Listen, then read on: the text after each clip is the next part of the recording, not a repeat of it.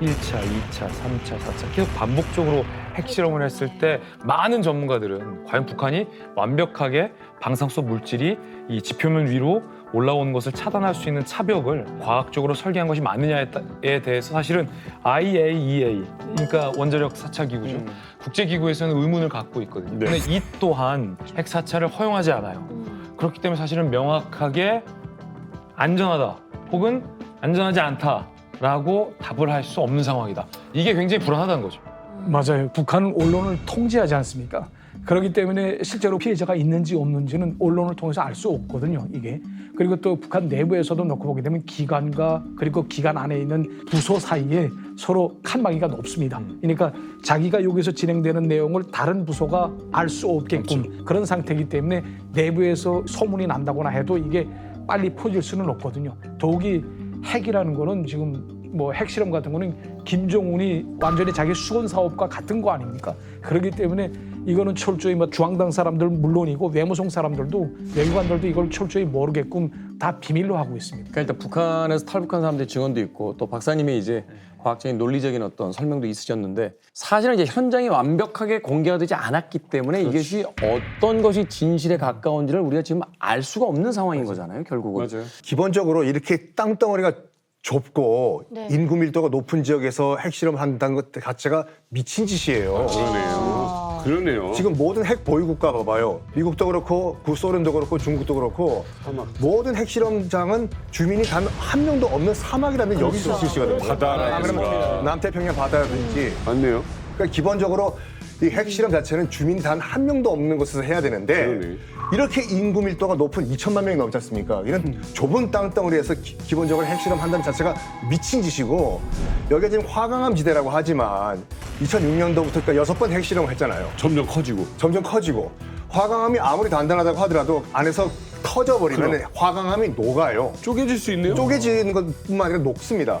녹은 상태에서 핵 방사능 오염물질을 또 품은 상태에서 굳어버리겠죠. 이걸 6차례 반복을 하는 거예요.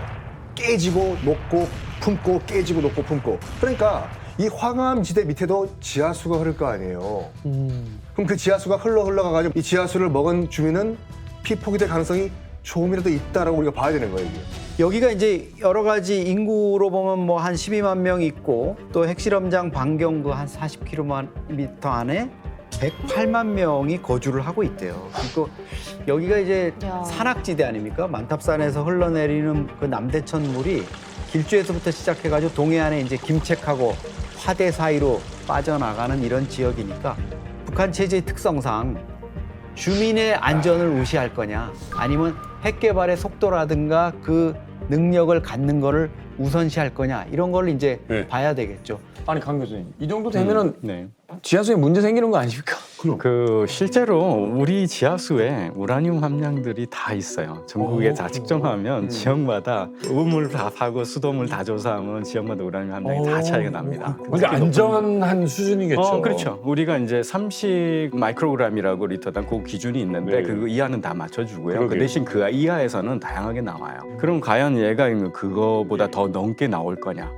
쉽지는 않을 거라 생각합니다. 어째서요? 결국은 이제 쉽게 용해되는 그런 물질은 아니고 잘 그러면서 이제 또 물이 그 안에 또 쉽게 또 들어갈지 잘 모르겠어요. 이 콘크리트가 이렇게 쌓여 있는 상황이니까 그 안에 이제 물이 침투하기도 쉽지는 않고 그게 또 다시 들어갔다 하더라도 그 물이 다시 그걸 다 녹여서 나와야 되잖아요. 그리고 나서 그게 지하로 내려가서 다시 그거를 사람이 파먹을 정도로 또 걸러져야 돼요. 그래서 제가 보기에는 자연 방사선에 우라늄이 어차피 나오는데 그보다도 더 넘게 나오기는 쉽진 않아 보입니다. 지금 우리가 그런 것 같아요. 그러니까 북한이라는 사회가 워낙 영양 상태가 안 좋은 굉장히 데다가 안 또 다른 한편으로는 병의 진단 자체가 안 돼요. 그렇지. 네. 그다음에 치료는 당연히 안 되는 거고. 귀신병이죠. 라고 했을 때 이렇게 돌면은 이제 그 사실 알게 됐을 때는 아 이거네라고 그렇죠. 연결되면서 맞아요. 거기서 이제 부풀려지면서 이런 괴담 같은 것들이 좀 떠드는 것 교수님 같아요. 사실은 이제 귀신병 우리도 많았거든요. 옛날에 우리도 그 누가 아프면 이렇게 무당 부르고 이랬단 말이에요. 사실은. 불러요. 우스갯소리 중에서 냉장고가 보급된 뒤로 귀신들이 많이 사라졌더라고요. 이제 배앓이가 사라지고 막 이러니까. 악티브스, 파라티브스 엄청 많아요. 그러니까 사실 이제 북한이 사실은 의료가 낙후돼 있고 이제 원인은 알 수 없고 또 진단도 제대로 안 나오고 이러니까 이제 그런 것들과 실험이 맞물리면서 이제 어떤 네. 음모론이 또 만들어질 수도 있다. 자, 그런데 이게 좀 분명한 게 하나가 있어요. 사실 이 얘기가 지금 나온 거는 우리 평강님께서 이야기를 하다 보니 그 안에서 핵 연구를 하는 곳에서 근무를 하다가 돌아가셨어요. 그러다 보니까 오늘 이 얘기가 나온 거예요. 그렇죠. 다시 이제 평강 씨의 사연으로 돌아오면 불운한 삶이죠. 남편을 일찍 먼저 보내시고 그런데 더 큰 이 시대적 고난까지 겹쳐집니다. 바로 1994년 최악의 경제난, 고난의 행군 시기를 맞게 된 겁니다. 네, 아이 아빠 없이 어린 아들을 홀로 키운다. 아무리 이제 평양에서 부유한 가정이라 하더라도 아이를 돌보려면 일자리가 있어야 되잖아요. 그래서 백방으로 생계를 위해서 일자리를 알아봅니다. 그래서 평강 씨가 다행히 집안 배경이 좋았기 때문에 평양 상업학교 특설반에 들어갈 수 있었다고 합니다. 그래서 이곳에서 6개월 동안 수업을 들으면서 외국어를 배웠고 2000년대 초반 북경으로 파견 근무까지 나갔다고 합니다. 오, 다행이다. 맞습니다. 근데 이때부터요, 이 북한이 북경, 선양, 단둥 뭐 이런 데 소위 이제 호텔하고 이제 식당을 열어서 이제 외화벌이를 보다 이제 적극적으로 하던 시기거든요.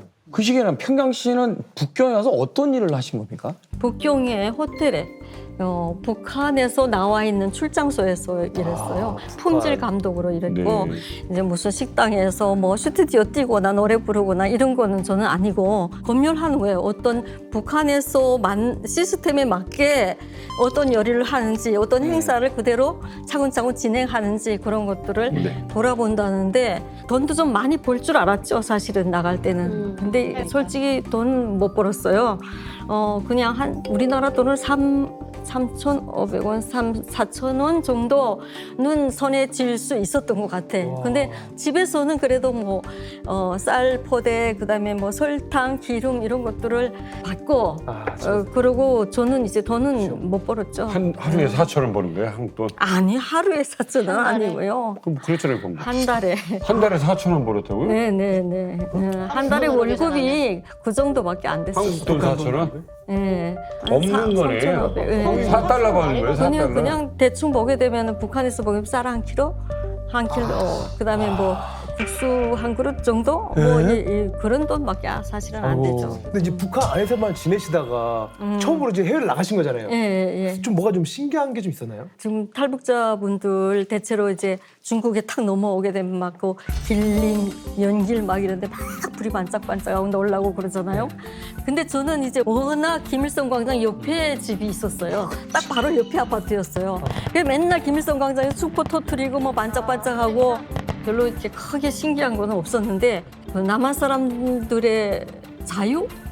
그런 것이 제일 놀라웠어요. 어디서 보셨어요? 네. 어디서 봤어요, 이 나는? 호텔 로비에 이렇게 보면은 남한 분들이 집에다 전화를 해요.